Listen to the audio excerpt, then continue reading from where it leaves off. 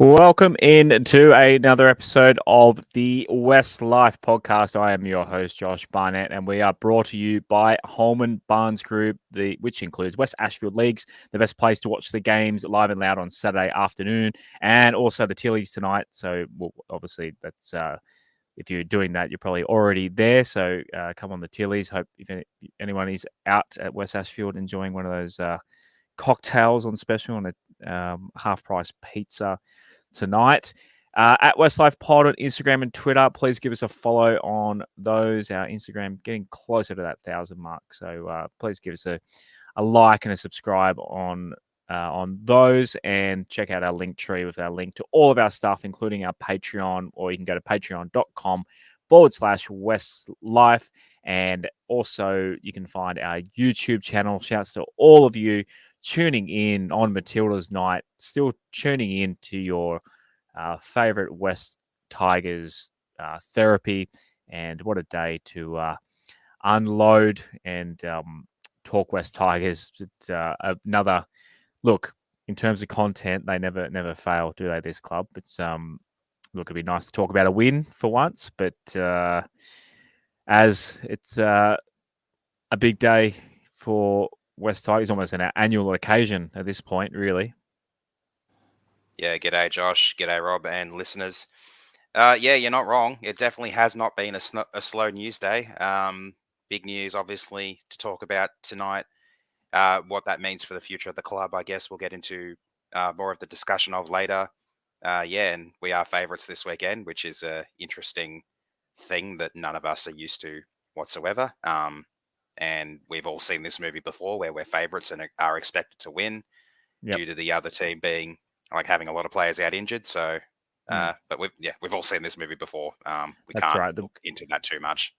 That's right. There is the actual games to preview as well tonight. We'll get to that after all of this Sheensy stuff. And we've risen him from the podcast dead. He's tuning in. He's got his Matilda scarf on, but you can't see it because his camera's off tonight. Mr. Bechara, welcome back to the WestsLife Podcast. How have you been since the last time we spoke? G'day, Josh. G'day, Aaron. G'day to all the wonderful, loyal listeners that keep listening to West Tigers content. I've been great, mate. I tried my best by leaving the podcast to get away from West Tigers stuff and not watch games, and I just can't keep away from it, mate. I love the team. I can't stop watching. I'm just hopeless. So, look, it's good to be back on a night where I think we've got some good news, in the fact that Sheens is on the way out. He should never have come back, but we'll get into that later, and you can lead the way. Oh, later? No, there's no time like the present. Let's get into it. The Tillies kick off in 24 minutes as well. So we'll try and look, I can't promise we'll be done by the time they kick off, but let's get into the Sheens. I saw NRL 360. They went hard at it tonight, so I'll let the NRL 360 people, the host, kind of set it up for us here. On the show, for all you Tigers fans, he didn't even get back to us, just so you know. So going back to this lunch, I mean, you talk about Sheens not being experienced enough now with the modern day game, or not being ready and all of this. Haven't these guys got something to answer for, the leaders of this club? Like, can they keep making these decisions, these poor decisions, going round and round and round in circles? It's a circus. People are critical of us for coming on this show and talking about them, but they continue to do the same thing over and over again. What did Lee have to say for himself? They lead with their chin most weeks, Braith, and it's been a road to nowhere over the course, dating back since Tim Sheens was sacked the first time around. Look, I'll give Lee credit where credit's due. He fronted up and he did answer the tough questions. But I do think Lee, in a lot of respects, is a bit delusional. He's got some Stockholm syndrome because he is the chairman of the club. He's on the inside. He wants to see it successful. But in reality, they are a protected species. That board is a protected species sanctuary. Pascal, as the CEO, is a protected species. Lee is a protected species. And he admitted that in the interview that I had with him this afternoon. He said, look, we are a private entity. We are a privately owned company. We don't answer to anybody. So in a sense, yes, we are looked after. But of course they want to have success. They don't know what it looks like. They don't know how to get there. They are throwing darts in the dark, just hoping they hit something. And further to Hoops' points, they feel like... Rob, can you disagree with either of Anasta or Hooper? No, not at all. Not at all. I listened to the 21 minutes of that tonight that started at 6:30. They literally finished. They finished talking about us at 6:51 p.m. And you know, God help me, when I'm starting to agree with Gordon Tallis, you know there's problems with the club. So everyone on that panel, including Carianis and obviously Anasta, who hates us, shared the frustration that we have, like literally going to the point where he said it's bullshit. Us as West Tigers, not us as West Tigers. Yeah, correct. Not this podcast. Yeah, I don't know what else you've got to play, but just goes in a lot more into the culture. And look, there's nothing they haven't said before that they said tonight, and there's also nothing that they said tonight that we haven't said on the podcast for the last 2 or 3 years. So it's nothing new. I think the part that hit home the most, and look, I think I've told you, Josh, I've had some private meetings and what have you with people within the club and unofficial meetings and all sorts of things. The problem is it is a private entity, and that's the thing. So we keep going on about the governance. There's nothing wrong with the internal governance, but what we need to try and extract from the club is a little bit of power for the members. So that way, if you've got voting rights, you'd want to become a member, and maybe at least have one position on that board where it can be member appointed. And then obviously, vetoed, like provided, whoever the person is hasn't got, a criminal record or something like that. So we've got to try and get a little bit of change there. But I mean, Hooper was acknowledging that Hadja Pentelis answered the questions, which is great. I mean, even when I had my stoush with him, he came back to me the next day and tried to mend things a little bit. But the fact that Justin Pascoe was asked on that show tonight, didn't even reply to them, let alone not come back on, that just shows, the sort of person he is. We've got to get some change, guys. I mean, I think getting rid of Sheens was 100% the right thing to do. But the problem is they're the guys that put him there. And Lee Hadja Pentelis was sounding him out while he was in England, literally bouncing every possible question and idea and what should we do. But ultimately, like part of what they said tonight, we've got to get it right on the football field. And Anasta kind of said, it doesn't matter who the management is, the coaches have to get in there and set a standard and set a culture and get the players all to be on one page. And the only team I could compare it with, guys, is I think it might have been the 2011 Manly team that won the premiership, where Des Hasler was on the outer totally. There was massive problems with management, and Des Hasler ended up leaving and going to Canterbury, but they just found this united determination and resolve to just get the job done, whether they had management on their side or not. And look, it's going to be, the question is, if we're 0-6 or 0-8 or whatever next year, Benji won't be there. Okay, so they'll just turn on Benji like they've just turned on Sheens, which, it's not a good look for Benji. So I don't know where we go to next year in terms of stability. There's still the issue with Scott Fulton and Benji Marshall not getting on. It's just a dog's breakfast, guys. But, I mean, look, Sheens had to go, and I think the biggest problem with our club right now is the halfback situation in terms of the footy. And, Tim Sheens screwed that up. He said 8 weeks prior to Michael Maguire getting sacked that Jackson Hastings isn't a halfback. And we got rid of someone that could have fixed the job or at least done the job temporarily. And everyone within that club said, Luke Brooks is the answer, Pants. Luke Brooks is the answer. Now, if you accept that Luke Brooks is the answer, guys, make him an offer that would want him to stay. You don't offer him $550 if you think he's worth $750 or $800. Like, don't get me wrong, I don't think he's worth that much. But when you dig yourself into a corner and you've got rid of Hastings, you got rid of Jock Madden, you put all your eggs in the Mitchell Moses basket. You couldn't get Sean Johnson. You couldn't get Mitch Pearce. You couldn't get anyone else that they've tried everyone literally. And you realise you've got no other options, mate. You've put yourself in a corner. Make Luke Brooks a better offer than what you did. And we've lost him now. So it's a real tricky situation. And I've got no confidence in Aidan Caesar. I mean, even if he does the job, he'll be here for 1 year. Like, he's got 1 year with a 1 year option. I mean, is he really going to be a great halfback at 36? The year after next. So there's lots of issues there, but Yeah, I mean, the problem's going to be now, I feel bad for Benji because, Benji's on his own. And personally, I love Benji, love him as a person, loved him as a player. I just wasn't really, very happy with how he handled that press conference last week when he was in New Zealand. He just looked pretty ordinary with how he handled that. Like, having seen him done his own media show and having seen how he handled that press conference, I just thought he's got a lot to learn there about, how to answer questions as a head coach. All right, here I'm going to play, thanks to NRL 360, here's a little cut of Lee Hadjipantelis's media conference today, and I'll get your thoughts on it after it, Az. Tim has voluntarily stepped down from the position that he was holding. The outreach came from his management within the last week. They wanted to speak to us about reconfiguring the coaching structure for 2024 and beyond, and the discussions proceeded from that to where we landed today. Somewhat of a surprise, I'll concede that. However, it was a 2-year transition, and so it was always within our contemplation that within that 2 years, something like this might occur. Tim has spoken very highly about Benji and how he's exceeded everyone's expectations with respect to his assumption of the head coaching role.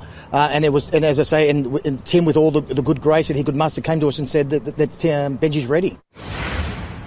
A little bit of a concern that we're hearing rumours now that Benji's the next target in terms of his future here? No. Benji is as secure as he could possibly be. No, that's ridiculous. No, Tim wasn't the answer. Tim was brought on as a transition coach for the purpose of elevating Benji into the head role. So Tim has fulfilled that expectation. But let me just say publicly, we could not be more grateful to Tim for what he's done for this club. He saw us through a very difficult and challenging period to where we are now. We always had anointed Benji as a future long-term head coach of the West Tigers.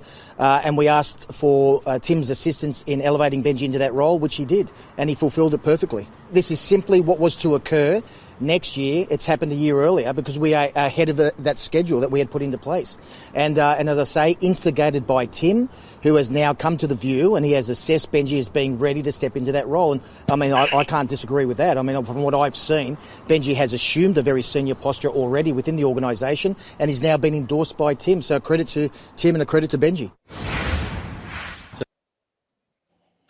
If anyone's wondering, I didn't have that audio on fast forward then. That's just Lee was speaking at 120 words a minute there, as it was certainly firing out the quotes on his press conference there. But what do you make of that, as he's saying Rob questioned whether Benji will be under pressure next year, and Lee's saying Benji's solid, basically as, what did he say, as confirmed as can be or something. But what did Lee say? Solid as can be or something like that. Yeah. And but Lee did say to the media earlier in the year that death taxes and Tim Sheens will be coach of the West Tigers next year. So what do you make of that, Az?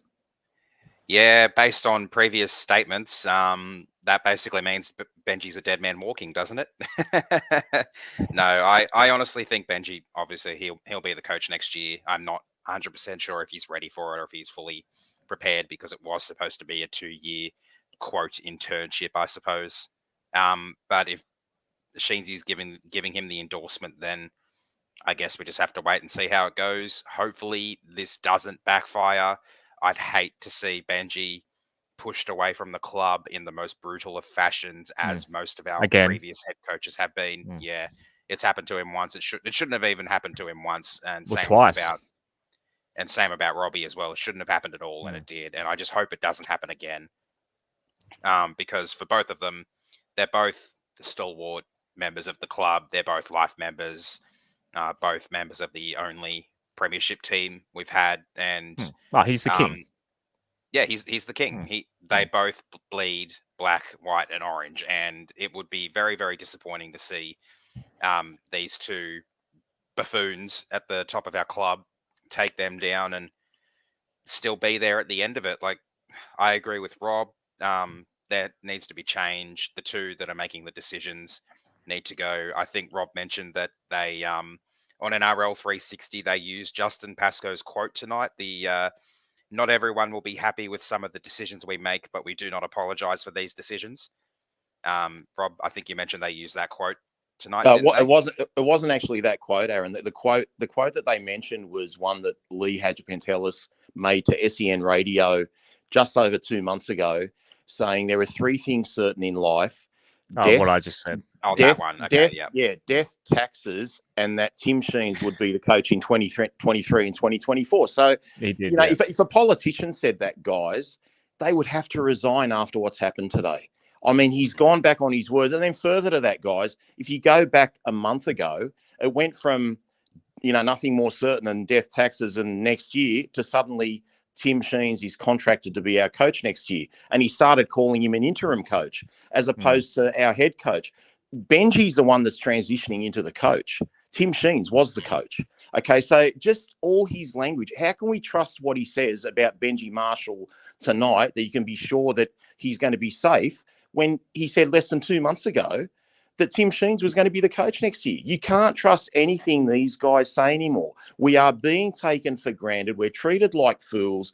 It's gone on for too long. Stick solid, keep the faith, all that stuff. Guys, we've got our leaders have to have some integrity, and they have to have some substance about them. Lee said it was a long-term vision to have Benji Marshall as head coach. Bullshit. It came up at lunch at fucking Grappa. Okay, it wasn't a long-term vision.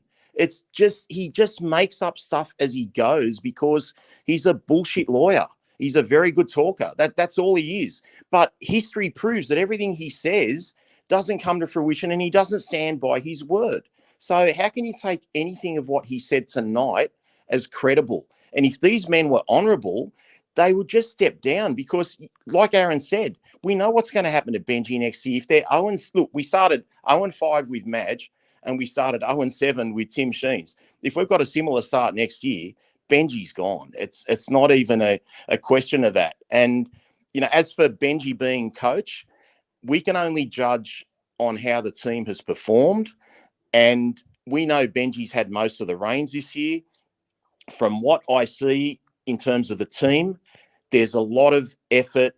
They never give up. There's been multiple times where we're down by 12 points, whether it's, 12-0 like last year, and we fight our way back into the game and we get raped by the referee with a Steph penalty and a no try to Dallin Watini-Zalesniak, or you go back to other games. The first match against Para, we were getting pumped. We came back into it the second half. We were down heaps by Melbourne, and we kept them in that game in the game till like 10 minutes left.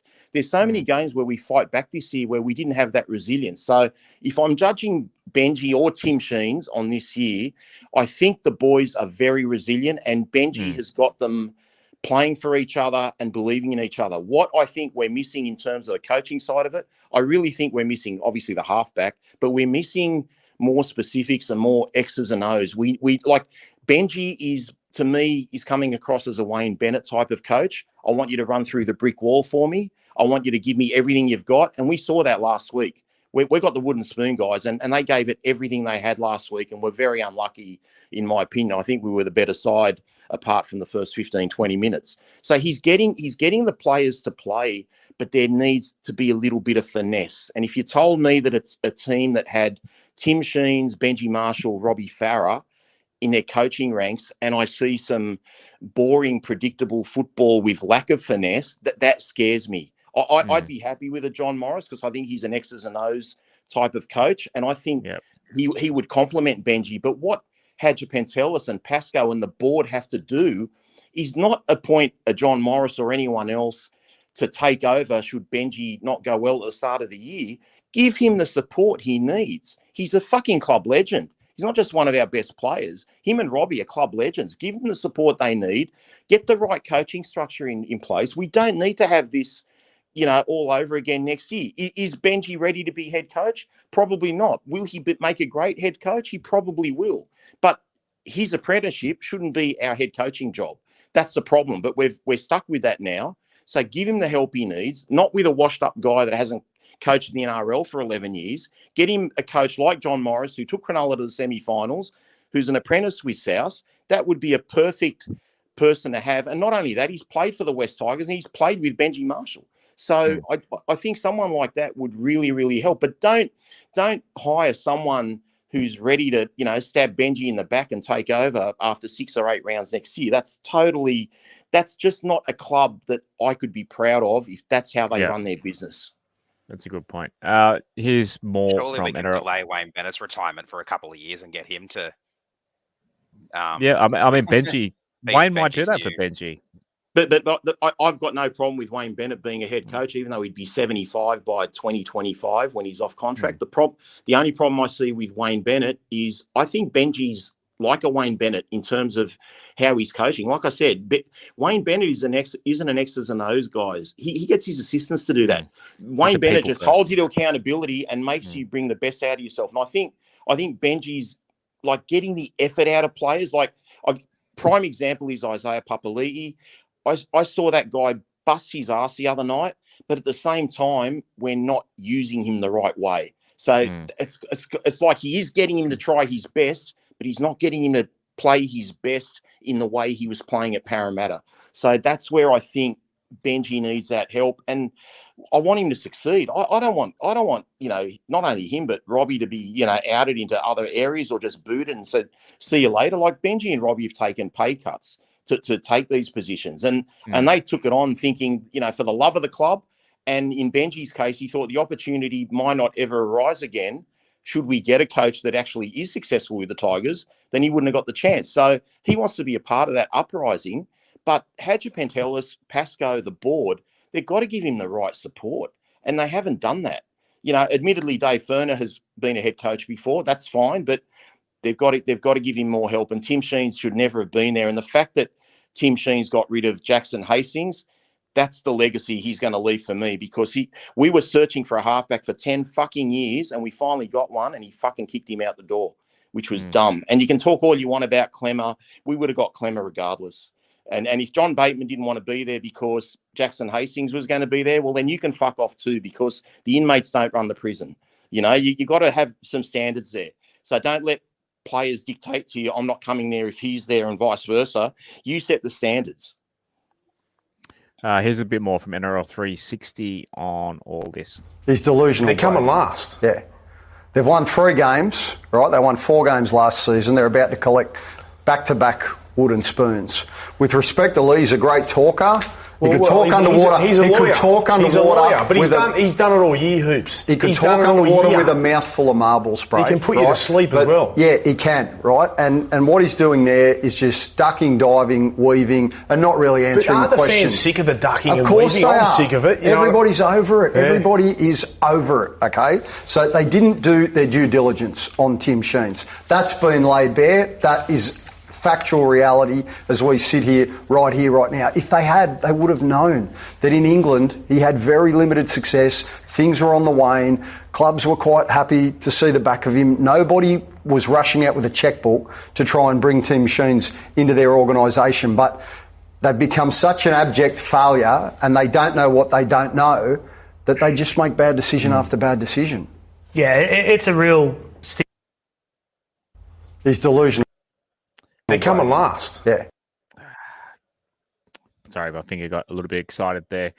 Rob, Hooper didn't really add too much there. You kind of said pretty much what he was reiterating as well.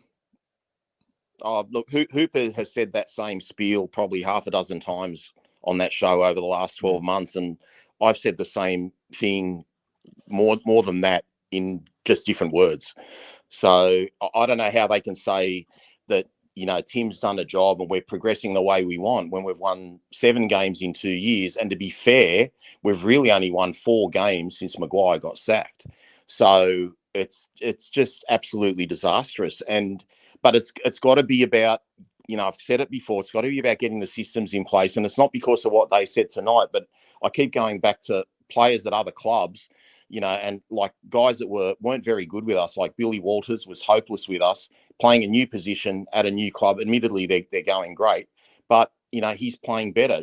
Tyson Gamble wasn't even a first grader at our club, and he scored 3 tries in the last 2 weeks. And you can go on and on about players that leave the club, and there's not many people that I think are better with us than what they were previously. The only one I think is really Coruscant, because Coruscant didn't have to do too much at Penrith because he had so much around him. He didn't have to go deep into his bag of magic tricks all the time. But with us, he's absolutely trying his guts out, and he's just reaching for that bottom of the bag and trying everything he can. So guys like Coruscant have improved, but I don't think Papali'i's improved. Not that he isn't trying, but I don't think Papali'i is a player that, geez, he probably scored 16 or 17 tries over 2 years for Parramatta. He scored 2 or 3 for us. So not everyone's improving with us, and it's just you have to start asking the question: why are players better at other clubs, and why aren't they good with us? So we have to get it right. I mean, and it's got to go lower than that. And I've mentioned it many times on the show before. You see the Penrith guys, they lose Naden and a couple of other premiership players a couple of years ago. They bring in, Tago and May, or, Crichton goes and Crichton's going to go and they'll bring someone else next year. And, Tyrone Peachey didn't play well with us last year. Tyrone Peachey scores tries in the centres, for Penrith, and he's meant to be a back rower. So it just seems to be like our club has the problem, and it's easy to criticise, but we want it to be better. And how do you get it to be better? And that's what the one thing Hooper kept saying tonight is we don't know what success looks like. And by we, he's talking about Hadji Pentelis and Pascoe. As you jokingly say, Josh, he runs around with a spreadsheet at members' night. How's that spreadsheet going for him today? Like, who cares about that right now? And I think that the biggest fear for a lot of fans, the ones in particular that love Benji, they're worried about how this is going to be for Benji next year, because we are pushing shit uphill. We're going to have a worse halves combination than we've had this year and last year. And admittedly, I think the pack's great. I think we should have won more games with the pack we got. And hopefully we can make a few good buys in the outside backs. And, they mentioned tonight we do have Buller. If we can get the best version of Stafford Toa, it'll be good. And the same applies for Junior Tupu. But we're really not missing anyone except Adam Dewey. And I'm not sure what's happened to Naden. Naden seems to be off the planet. I don't know if he's injured or if he's just been dropped or what's going on with him. But we're really not missing many players. That's the other thing. You look at the Dolphins this week, they've got 7 or 8 on the injured list and maybe 5 players that played last weekend. And they're a new franchise, and they'll probably give us a good game. Yet we've hardly got anyone out, and we'll probably struggle to beat them. So elsewhere in the news, so obviously linked to this is Robbie Farah possibly moving up to a general manager position. Pascoe mentioned that they'll probably talk about it at the end of the season or something like that. Is there anything you've heard, Rob, regarding this? The only thing I can mention is the person that released that article today said about 3 or 4 weeks ago that Robbie Farah had confirmed with him that he will be a part of the coaching staff next year, even though he wants to go down that track. So I don't think you'll see any change in the next 12 months. And then someone else reported on Twitter tonight, and it's a pretty reliable source, that the Tigers are actually advertising that position. So they're not just going to keep it in-house. They'll advertise it and they'll take applications for the job. Elsewhere in the news, poor old Brooksy, it's his last home game this week, and no one's really going to remember, or with all the stuff going on, as I don't know, they confirmed that they might do a tribute for him this weekend. We'll see, I guess, at the game on Saturday, but it is Brooksy's last home game as a West Tiger, because obviously we're at Roosters and Manly following this week.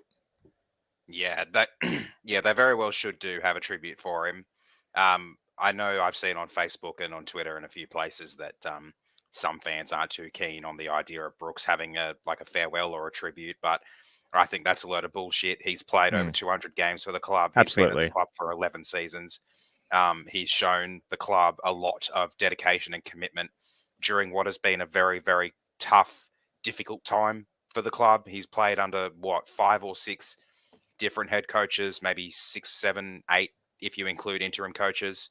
All a load of bullshit to say he doesn't deserve a farewell and a thank you. And it is a bit strange having this particular, having his farewell being three rounds before the end of the season, considering we've got 2 away games after this. But I'll applaud the career of Brooksy. I wish him well at Manly, except for when he plays against us. Other than that, it'll be nice. Like we've said before, it'll be nice and refreshing for him playing at a different club. Yeah. One place that actually, I think I forgot to do the West ad, didn't I?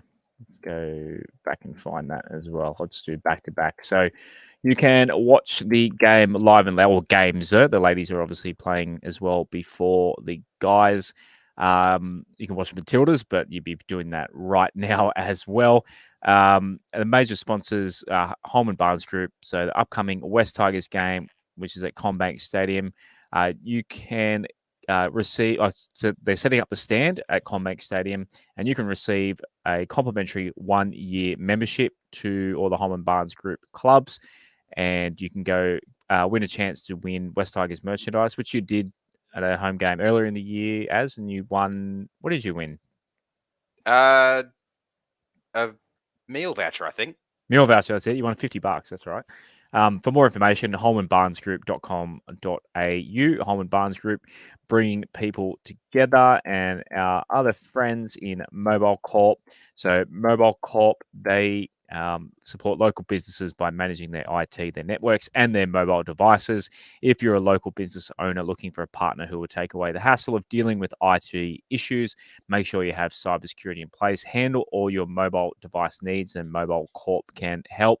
Mobile Corp is a family-run business and a long-time supporter of the West Tigers. Reach out to Stephen and the team at Mobile Corp. Check out mobilecorp.com.au. That's mobilecorp.com.au. Righto, on to the game itself this weekend. So 3 p.m, we are playing the Dolphins at Commbank Stadium. And as, the team list is exactly the same, but run us through it. Why not? No worries. Jareen Buller at fullback, David Nofaluma and Junior Tupou on the wings, Stafford Toa and Asu Kepaoa in the centres, Dane Laurie and Luke Brooks in the halves, Stefano Utuikamanu and David Clemmer are the front rowers, with Api Coruscant at hooker, Isaiah Papali'i and John Bateman in the second row, with Fanua Pole at lock, Jake Simpkin, Alex Seyfarth, Alex Twoll and Sean Bloor on the bench. Justin Matamua is 18th man, with Atasi James, Tristan Riley, Josh Felaherty and Kit Lally as the reserves. Yeah, I have to wonder if possibly Josh sets up the perfect game for a Josh Felaherty debut, doesn't it? Like, just swap him with Kepaoa. I don't know. It does, but do they really want to risk that when we now have a legitimate chance at a win? With the way the team's been playing the last few weeks, we probably should have beaten the Raiders, ripped off by the referees. Probably should have beaten the Warriors too, and potentially ripped off by the referees there, plus other rip-offs against teams like the Knights and the Sharks and almost every other team we played in the last couple of months. If the team's a legitimate chance of winning and like finishing the season with some sort of momentum going into next year, do you really think they'd throw one of the youngsters or any of the youngsters into the furnace that is this club? Well, as opposed to the SFS against the Roosters, who were trying to play for the finals, and then Manly and Brookvale to finish. I don't know. It just seems like. Well, if the Roosters lose this weekend, they're pretty much knocked out. Rob, anything? This team list is very, very odd. When I saw the team list, and I was like, no, same. Everything same. Elephant line the same. So, yeah, pretty. Like you said earlier when we were talking about this season. Yeah, it's pretty much full health. Saw Naden has a shoulder injury. Who said that? Kim said that in the comments. Okay. So apart from NATO and AD, I guess this is the best team we could throw out there. Yeah, look, as I said on one of my rants, I get where Aaron's coming from. I mean, to be fair, I'd probably prefer this team and just to get the win, especially given that I think most of the Dolphins' attack will come from that right edge with Big Vare and Sarko on the right edge there. But we really do need to, at least give Felaherty a taste. I mean, if you're going to give him a taste, you're going to do it this week at left centre as opposed to next week against Joey Manu. So I would like to see that. And I think I mentioned in my rant, I'd like to see Tristan Riley just get a go, whether he's good enough or not. Let's just see if we're wasting a top 30 spot or if we keep him. And even with someone like Felaherty, if he plays and he gets torched, I mean, at least he knows what he's got to work on, because we've put our future in him. We bought him from Manly. He was a prolific try scorer there. Give him a taste of first grade and give him that, put that little bit of bait in front of him, that raw meat, just to make him hungry and just say, hey, I want more of this next year or the year after, whenever it's going to come. So I don't mind blooding it, but at the same time, you can't blame the club for not wanting to select what they consider the best team that is available, because, we're on the verge of losing 11 in a row if we don't win this. Speaking of raw meat, it'll be interesting to see how many minutes Sean Bloor gets on Saturday afternoon as well. Hopefully a little bit. He only played 30. He was the fourth. I know fantasy points aren't a great determining factor of how good a player played, but he played 33 minutes and he was fourth in fantasy points and didn't score a try to bump up that. So. Yeah, but made some tackle bust, line breaks, offloads. Yeah. He's an absolute machine, guys. You know that. I'm preaching the converted there. Sorry, he's got distracted. Sam Kerr had a shot on goal, but it missed. Anything else in terms of the team list? I think we'll just move on to the Finns. So the first ever game against the this is called the Dolphins, aren't they? I was going to say Redcliffe Dolphins, but just the Dolphins. As run us through the Dolphins team. No worries. So Cody Nikarima is the fullback, Jermaine Azarko and Tessie New on the wings, Jack Bostock and Robert Jennings in the centres, with Isaiah Katoa and Sean O'Sullivan in the halves. Jesse Bromwich and Herman Essa are the front rowers, with Harrison Graham at hooker, Felice Kafusi and Ewan Aitken in the second row, with Mark Nichols at lock. JJ Collins, a former Tiger who we would remember as JJ Felice, Josh Kerr, Anthony Milford and Jared Wallace all on the bench. Trey Fuller is the 18th man, with Max Plath, Pawasa Farmasili, Mason Teague and Valence Tafare on the reserves. Rob, as you mentioned earlier, it's a pretty weakened side for the Dolphins. It's a weakened side, but they've got enough forward strength there to, give us a hard time. Obviously missing, Marshall King is huge for them. He's been one of their best players all year, but he's had quite a poor run the last 6 weeks or so with his shoulder. And obviously the Hammer's been in incredible form. He went from being a backup at the Cowboys to, State of Origin this year with the Dolphins. So glad to be seeing the back of him. I think that's mainly from concussion protocol as opposed to anything else. So we've dodged a bullet there. But again, we tend to find winning as favourites, very hard to do. I think the last time we won as favourites was when we beat Canterbury at Leichhardt in Madge's last win, the middle of last year, Josh, when we went there together. But yeah, right. it's very rare that we win as favourites. And look, I hope we win. I mean, it's what can I say, guys? I mean, honestly, if we don't win this week, then yeah, there's something wrong, like really, really wrong. And I can't blame management for losing this week. As anything to add on the Dolphins side? No, yeah, that's pretty much covered it. I mean, I think I saw NRL Physio tweeted they had 5 outs and another player who was racing the clock to be fit this week, like a couple of outs due to injury, a couple due to concussion protocols. I obviously was busy on Saturday night, so I didn't see any of the Roosters game against the Dolphins, so I had no idea just how bad the carnage was. But yeah, if they're decimated, then that gives us as good a chance as any to get a win, which we desperately would like heading into next season. And they were up 8-0, like literally till half time, till Joey Manu scored in the last minute before half time. So they're not going that bad. But like you said, they've got so many injuries. And, I think Ray Stone broke his foot as well. So he's out for the rest of the year. But, one thing about Wayne Bennett teams, they'll show up and they'll have a crack. But, we should be really hungry to, get a big lead this week and keep it. New South Wales Cup and the Flegg, they're playing at Lidcombe on Sunday. So 2 p.m. for Cup, 12 p.m. for Flegg.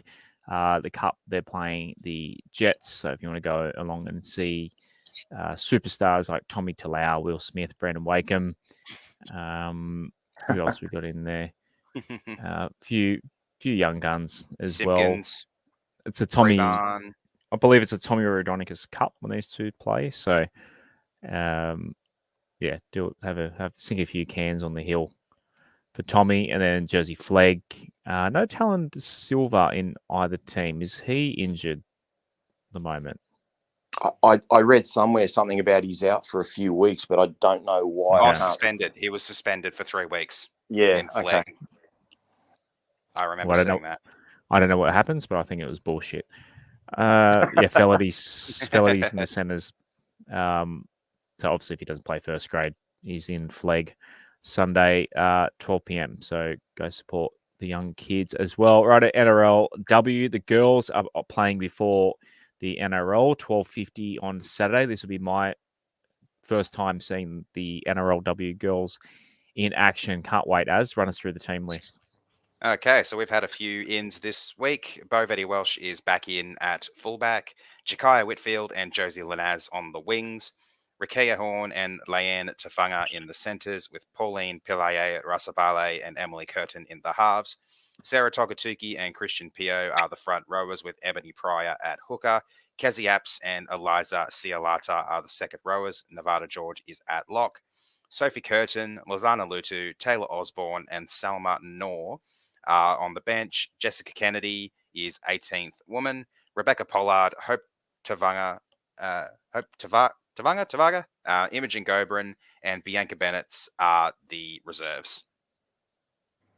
So run us through so what's the difference between, like, obviously Vetti Walsh back in? That's a huge in for us. And Lutu is back. Lutu, one of my favourites, Lutu, she's back as well. Salma Noor comes in as well.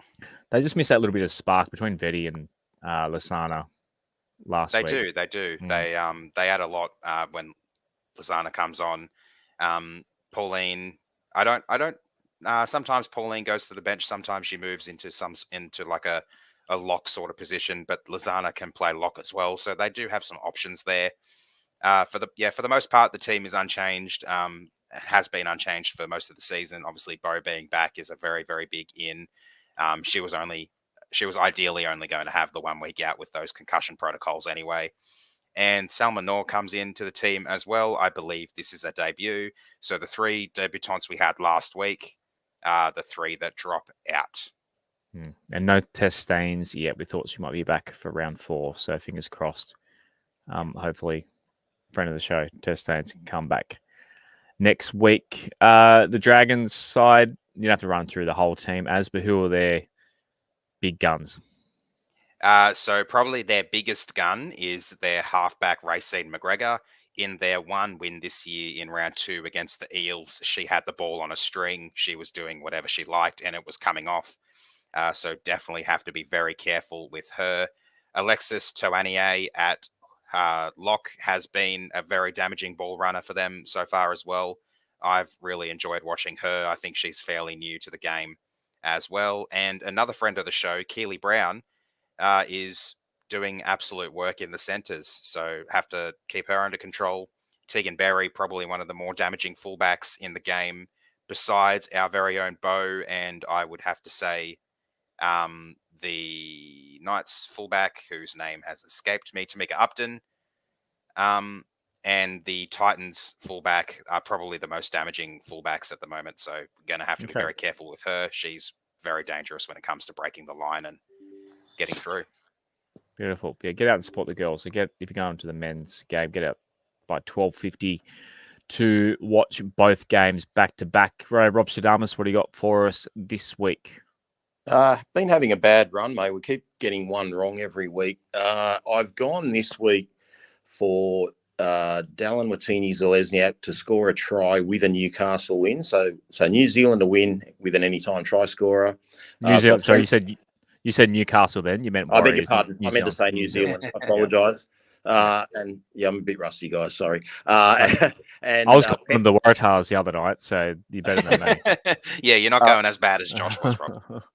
Penrith to win with Brian To'o to score, and Melbourne to win with Remus Smith. And I put Remus there in case people are wondering who the hell Smith is, but he's on the right wing at the moment, taking Will Warbrick's place. But that should be pretty safe in my opinion. I just hope Cameron Munsters for my Supercoach team doesn't decide to be with his loving wife when she's giving birth on Saturday night or Sunday, whenever they're playing, and he plays the game, so we can get this try scorer over the line. Yeah, touch and go.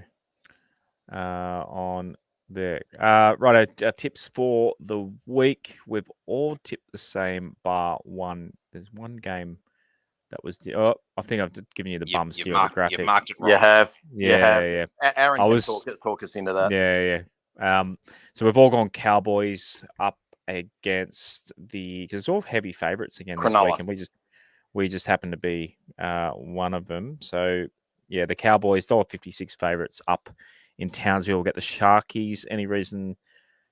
Can the Sharkies win this one? Can anyone put an argument for the Sharkies? They can, but I think the Cowboys off the bye, too much to play for. But yeah, it'll be close, I think. And the Sharks also pretty desperate to stay in that bottom half of the 8, so this is going to be a pretty good game on a Thursday night, I think. So our mates, the Warriors, heavy favourites against Manly, but someone in our Discord did the stat for me because I felt like that a lot of teams after they play us tend to lose. And I think it's been like 10 occasions or something. They worked out that the team following the week after playing West Tigers, teams are losing. So I don't know, maybe Manly. I tell you what, it's been happening pretty frequently with teams that play Para losing the week after as well. Just a couple cursed teams this year. But yeah, we've all gone Warriors. We've all gone Chookies against Para. No Mitchell Moses. Eels are cooked. Yep, definitely. Yeah, I agree with that. Like they've got 2 points coming from a bye in the last round, but after this, they play the Panthers. If they lose this, they're pretty much done for. If Manly lose to New Zealand and Para lose to the Roosters, they're out of the race. Yeah. Tigers are 8.5 favourites. We've all tipped Tigers. What could go wrong? 8.5 point. 8.5 point favourites. I haven't got them right. Quote The Simpsons, Josh. What could possibly go wrong? What could possibly? That's the first thing that's ever gone wrong. Short Blory's only $5.50 for a try. Not much value there. They're obviously expecting a lot of points. It's not the Swally and Clem are only $8.75, so they're obviously expecting a few tries from the Tigers. So, okay. We've all gone Panthers against the Titans. The Titans are $9.50 at home to beat the Panthers up there. I mean, the Panthers, they're fighting the Broncos. Do they really want the minor premiership? Is it that important to come first or second? Oh, not really. I mean, I guess Penrith will be playing whoever finishes fourth if it stays the way it is. But the Gold Coast put in an amazing effort a couple of weeks ago against New Zealand with effectively 12 men for most of the game, and the wheels fell off last week against Cronulla. I just think they're finished. They've made some positional changes. New fullback, I think Preston Campbell's son Jaden's in at 5'8". They're lacking. I mean, they've still got a bit of strike there, but I think Penrith will touch them up pretty badly, to be brutally honest with you. Yeah. Dragons $5 at home to beat the Storm. Did Pappenhausen get named? I didn't check that. No, he didn't. No, I'm pretty sure he's still playing for the Falcons in Queensland Cup. No, he is, and they've said if Munster does become a late withdrawal, that they're bringing up Jonah Pezzett. Okay. This is the one. So, was it you that went the Knights against the Bunnies? Yes. So I was very tempted. The Knights at home, the Bunnies aren't. I don't know. They're unpredictable. The Bunnies. So, yeah. What's your theory on the Newcastle? Yeah, I just think the Knights have a bit too much momentum at the moment. They're going really, really well, and I've been quite impressed with how they've been playing. They've had some really impressive wins at home. They've also had a couple of close losses at home this year, including a loss to the Panthers, which really could have been their win.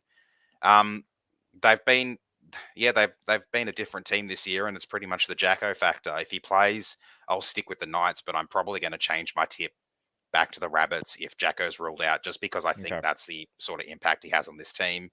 And from a personal standpoint, I'm in a tipping comp down at the Ermo pub, and I think this is my game where, I can't change my tips anymore, but I've gone the Knights in that one, just in case, because I'm in a 3-way tie for third, and I need to try and break away from them. So this is my big play of the week.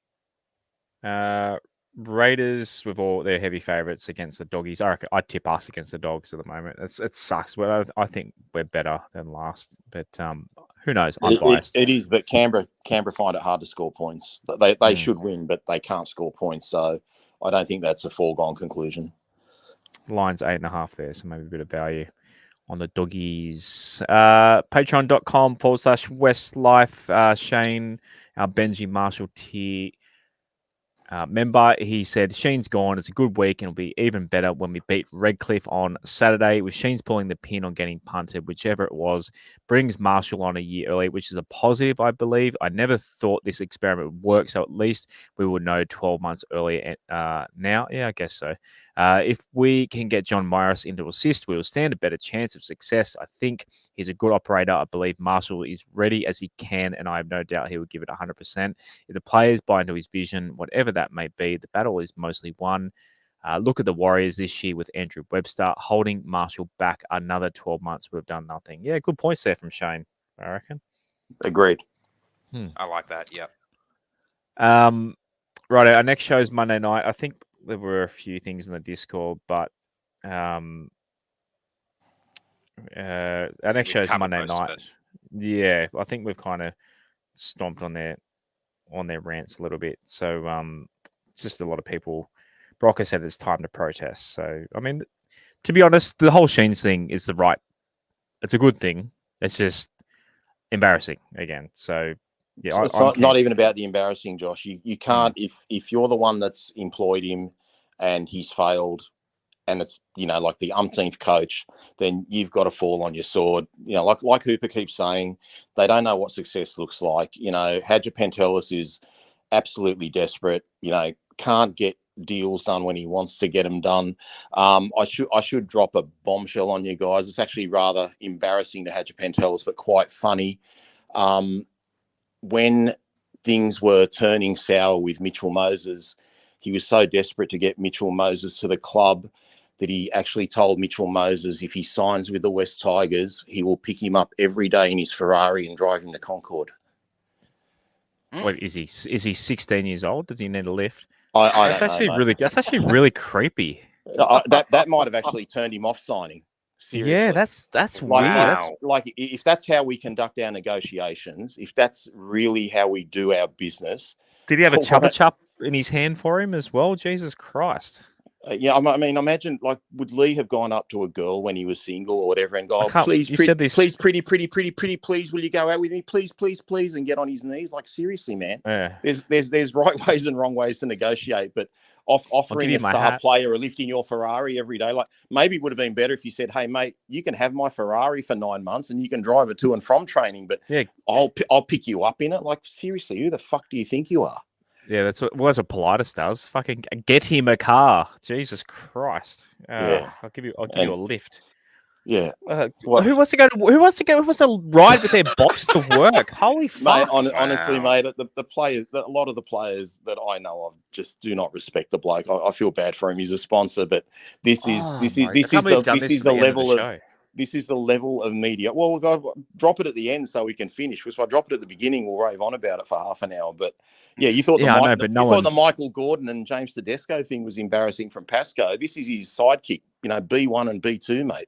That they try and outdo each other with just the most embarrassing, stupid comments. So yeah. Anyway, so who knows?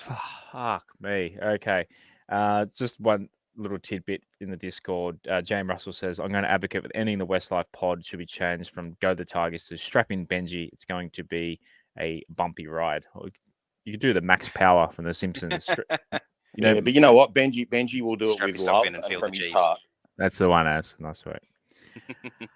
Righto, guys. That's it's been an emotional night. Let's shouts to everyone. The numbers, I did see the numbers did dwindle a little bit as the Tillies kicked off, and just quietly, fuck you, England, for putting your studs up. They're already going at Sam Kerr's boots. It's just fucking shit country. Fucking hate England, even though my ancestors are English, but fuck them tonight. Go the Tillies. Good on Davey Warner for having a crack at him. Yeah, fuck on him. Twitter earlier. God, I hate him.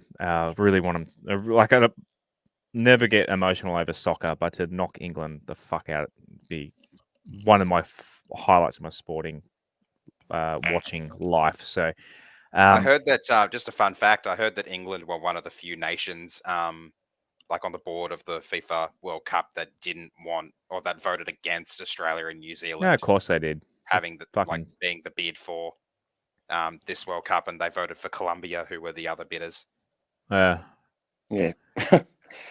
Don't go for one of your English speaking countries. Go for your drug lord country, eh? Yeah, I was going to say, did Colombia get it over the line? But yeah, thank you to everyone tuning in tonight. The fact that so many of you tune in live despite the soccer, one of the biggest sporting moments in Australian sporting history, and we're talking about a shitty fucking West Tigers doing another shitty fucking thing. But it's that time of the night when I'm dropping F-bombs, so it's probably time to say goodnight.